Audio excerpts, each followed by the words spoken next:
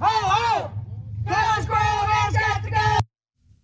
Protesters gathered outside of the Carroll County Courthouse in Carrollton, Kentucky to speak out against the hiring of the cop who shot and killed Breonna Taylor in Kentucky in 2020. He has been hired as a deputy by another police department in the same state. Now, Myles Cosgrove is the cop in question. He was hired as a sheriff's deputy by the Carroll County Sheriff's Department. Carroll County Chief Deputy Sheriff said this about the new hire, quote, "We think he will help," I can't even believe he said this, "reduce the flow of drugs in our area and reduce property crimes. We felt like he was a good candidate to help us in our county." Now, this comes despite Cosgrove being one of the 3 Louisville officers who shot at Breonna Taylor and her boyfriend, Kenneth Walker, during a no-knock warrant. Breonna Taylor was sleeping in her room when the no-knock warrant took place.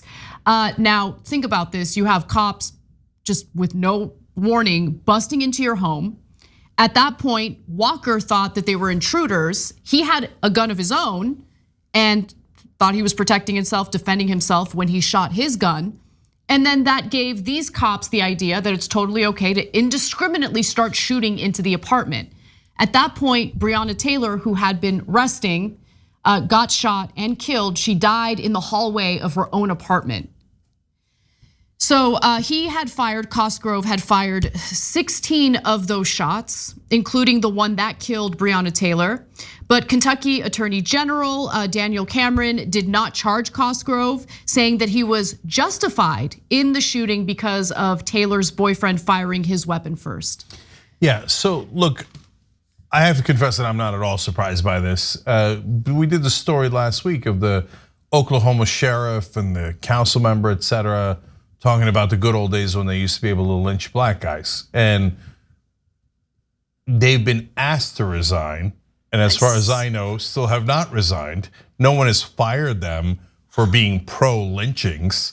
So in this case, people are particularly outraged because it was the wrong house. She was in her own house, sleeping, and obviously perfectly innocent, and it's a woman. So that all those factors combine to make this an outrageous case.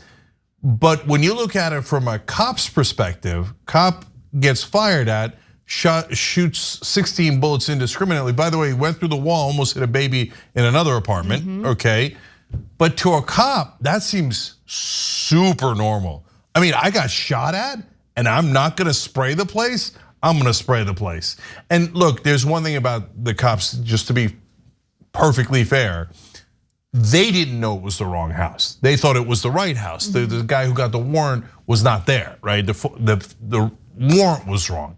So they go in, they get shot at, he sprays the place, nearly kills a baby, kills Breonna Taylor, right? So he should not work as a cop again because you can't indiscriminately fire like that. But at the same time, fellow cops are gonna look at that and go, oh, you got shot at and then shot back. They can't wait to hire that guy. So look, guys, when you go to do hiring, and this sucks, but if there's a blemish on your record in any field, let alone policing, it makes it really hard to hire that person. Okay? I mean, it's supposed to. Yeah, but not in policing. But in the business world, and oftentimes it makes it unfairly hard to get another job, right? In policing, no way they're gonna hire that guy because there's gonna be, they went out of their way to hire that guy. They could have hired many other guys. And I guarantee you the guy who hired him was like, you got shot at, brother, forget that, I'm hiring you, okay, to shoot back. So that's a very active, conscious decision. And so understand that if you're in that county, the guy who makes decisions in that county is telling you, I don't have a lot of regard for your life. No, 100%, Cenk, right? Look, this adds insult to injury because Cosgrove didn't face the criminal consequences for what he did, right? Which was bad enough. You know, you have the Attorney General, Daniel Cameron, refusing to press charges, so that's point number one. But then to add insult to injury, hiring this guy after the fact, communicates to the people in this town, we don't actually care about your safety. We don't hire based on whether the candidate we're hiring is interested in protecting and serving. An innocent woman was shot dead by police in her own home. She did nothing wrong, and there was no justice in that case. And again, to increase or extend that injustice, you now have a different police department in the same state hiring the cop who shot the bullet that ultimately killed Breonna Taylor. And it's just so wrong. But it's so wrong. But the only reason we're talking about it is because it's such a well-known case. After Breonna this happens all the time. Yeah, by the way. After Breonna Taylor got killed, there were some protests, but mainly there was an expectation of protests in Kentucky. Cops were out in full force just a little while after the shooting, and since there was a lot of people gathered, there's a local guy who sells barbecue in the area, and he set up a little shop and he was selling barbecue. Everybody loves the guy, right? Cops fired into the crowd to disperse the crowd, killed him. Now, to me, that's at least as egregious. Yep. But that nobody's tracking that cop. Nobody's gonna get punished. They're all gonna get rehired. For cops, this is pretty standard operating procedure. It's just about it in the Breonna Taylor case because it's made so much news. But this is fairly standard, unfortunately, for police departments across the country. And this is why people don't trust policing, right? I think that we need serious and deep reforms of our policing in America. And we're not doing that. We're not doing that at all. We're doing the opposite. We're continuing the failed, disastrous practices that have led to the distrust and have been the antithesis of keeping people safe.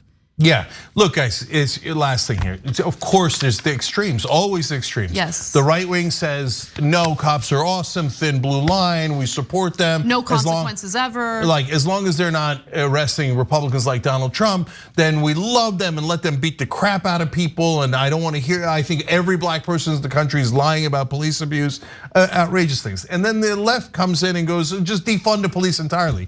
Why? Why would we do these insane extremes? Why don't we do what the great majority of the American people want, which is reform the police, massive reform, not a little reform. But guys, here, I'll give you a quick example. There's all of those rape test kits that are out there that are untested. I think they're in the millions, right? Why don't you do policing? Why are you going around doing stop and frisk that targets minorities almost exclusively? 96% of the people that are stopped are black or Latino, not based on whether they're criminals, but they're stopped based on race. Giant waste of time, does not keep anyone safe. Instead, take it and test the rape kits, do policing, solve cases. They almost never solve any cases.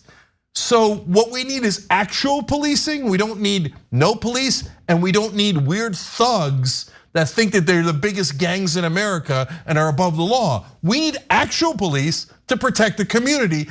It's not a wild ask, it's not a crazy ask, it's the most basic ask of all time. And we just can't get anything in this country that the American people actually want.